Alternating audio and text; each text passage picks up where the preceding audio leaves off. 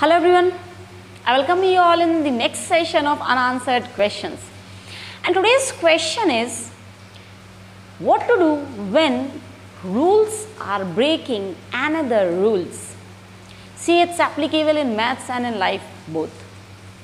ये क्वेश्चन इस तरीके से आया कि स्टूडेंट्स दे सेड कि मैम ऑन नेट और on YouTube there are some proofs in that people are proving 2 into 2 equals to 5, people are proving 1 equals to 2, means जो बेसिक थिंग्स हैं, बेसिक रूल्स हैं, उनको ब्रेक कर रहे हैं.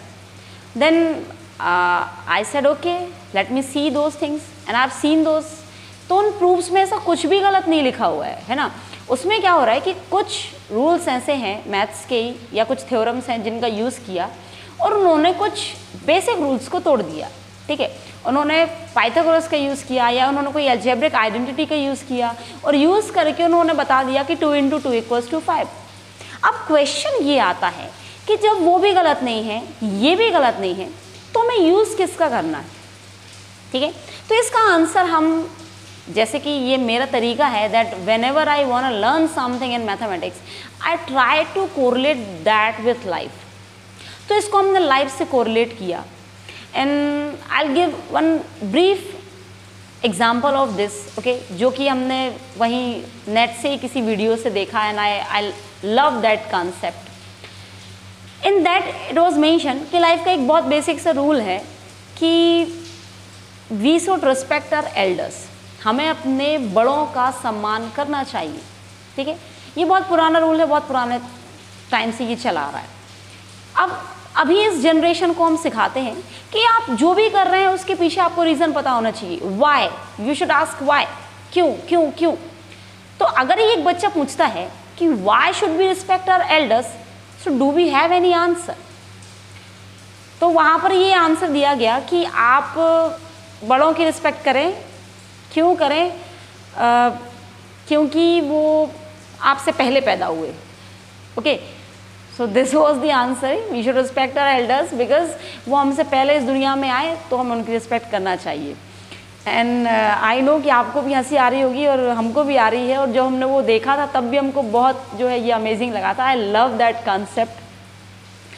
तो अब आप किसको गलत मानोगे? क्या आप उस बच्चे को गलत मानोगे या आप उस बंदे को गलत मानोगे जिसने ये आंसर दिया? किसी को भी नहीं मानोगे भाई. Both are correct at their places. Okay, वो अपने ओपिनियन से दोनों ही सही हैं. वैसा ही है कि मैथ्स में भी those who are proving 2 into 2 equals to 5 logically they are also correct. लेकिन जो हमारा बेसिक रूल है, जो प्रैक्टिकली हम देखते हैं कि 2 into 2 equals to 4 होता है, तो वो भी सही है. तो कैसे इसको यूज़ करना है, कौन सा हमको सही समझना है, उसके लिए आपको सिर्फ एक चीज़ चेक करना है. ठीक है, which is the long term sustaining thing. कौन सी ऐसी चीज़ है जो लॉन्ग टर्म सस्टेन कर पा रही. ठीक है, अगर बड़ों का रिस्पेक्ट ना करते हुए आप लॉन्ग टर्म तक सस्टेन कर पा रहे हो, इट्स योर चॉइस. आप खुश रह पा रहे हो, इट्स योर चॉइस. आप लोगों की नज़रों में अच्छे बन पा रहे हो, इट्स योर चॉइस. लोगों की नज़रों में नहीं, आप खुद के नज़रों में अच्छे बन पा रहे हो, it's your choice. You can choose that part. There is no issue in that. लेकिन अगर नहीं कर पा रहे हैं तो आप दूसरों का सम्मान करते चलें, बड़ों का सम्मान करते चलें और आप आगे बढ़ें. आपको एक नया सेटिस्फेक्शन मिलेगा और एक सेटिस्फैक्ट्री लाइफ आप जिएंगे.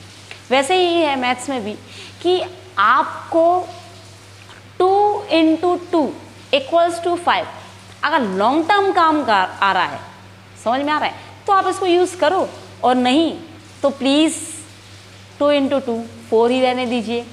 1 equal to 2 मत करिए. ओके, और for fun fact it's okay, but long term you can sustain these things. Okay, and I request you कि ऐसी कोई भी चीज़ होती है, ठीक है, जिसको आप प्रूफ कर रहे होते हैं, तो प्रूफ करने के लिए आप प्रूफ करें, कोई प्रॉब्लम नहीं है. आप अपना लॉजिक्स यूज़ करें बिल्कुल, लेकिन ये याद रखें कि ऐसा तो नहीं कहीं उस प्रूफ की वजह से, उस कंटेंट की वजह से कुछ बेसिक थिंग्स अफेक्ट हो रही. ठीक है, बिकॉज यू नो मकान बनाने के लिए नींव, अच्छी नींव होना बहुत ज़रूरी है.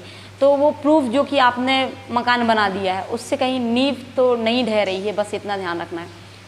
सो आई होप यू ऑल, जितने भी लोग इसको देख रहे हैं उनको समझ आया होगा कि जैसे भी ये सारे फैक्ट्स हैं ये शॉर्ट टर्म ठीक हैं, अपना दिमाग लगाने के लिए ठीक है, but don't use this for long term.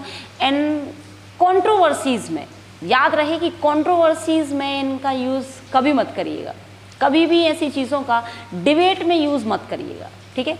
जैसा कि हमने पहले भी बोला है कि डिबेट करने से कोई सॉल्यूशन नहीं होता है। आप सिर्फ बोलिए, अगर किसी को एक्सेप्ट करना है they will be accepting this, नहीं तो कोई प्रॉब्लम नहीं। Okay, so I hope you got the answer and now it's your choice which thing you prefer in your life, long term or short term sustaining things. Okay, so we'll meet in the next session. Thank you so much for today.